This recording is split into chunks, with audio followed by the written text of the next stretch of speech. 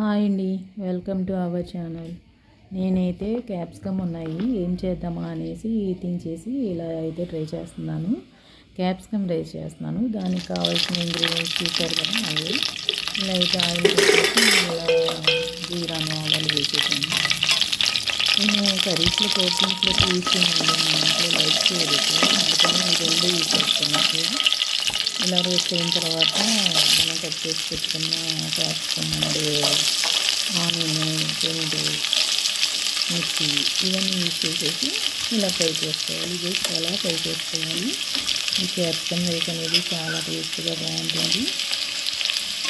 డిఫరెంట్గా ట్రై చేయాలండి, మనం కూడా అప్డేట్ అవ్వాలి కదా.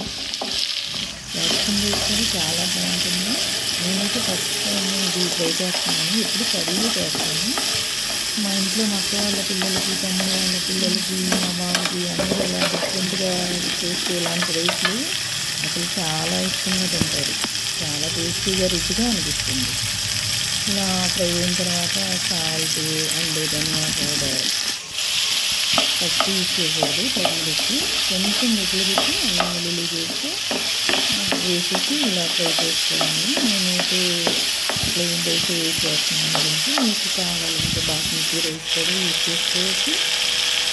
ధనియా పౌడర్ వేసేసుకున్నాను. అలా మార్చేద్దాం. కొంచెం క్యాప్సికమ్ అనేది రైస్కి అప్లై చేసుకొని చాలా టేస్ట్గా అనిపిస్తుంది. మనం వేసిన వెజిటబుల్స్లో టమాటోకి థైరాయిడ్ని కంట్రోల్ చేస్తుంది. క్యాప్సికమ్ వల్ల మనకి యాంటీ ఆక్సిడెంట్స్ పుష్కలంగా లభిస్తాయి. ఆనియన్స్ వల్ల హెయిర్ గ్రోత్ బాగుంటుంది, సాఫ్ట్గా ఉంటుంది. ఇలా ఫ్రై అయిపోయింది కదా, ఇప్పుడైతే రైస్ వేసేసి ఒక 10 minutes ఫ్రై చేసుకున్నాం. తర్వాత ఫ్రై అయిన తర్వాత సర్వింగ్ ప్లేట్లోకి తీసేసుకున్నాం. అంతే, ఎంతో టేస్టీగా ఉంది క్యాప్సికమ్ రైస్ రెడీ అయిపోతుంది. దీనికి కాంబినేషన్గా రైతా కూడా తీసుకోవచ్చు.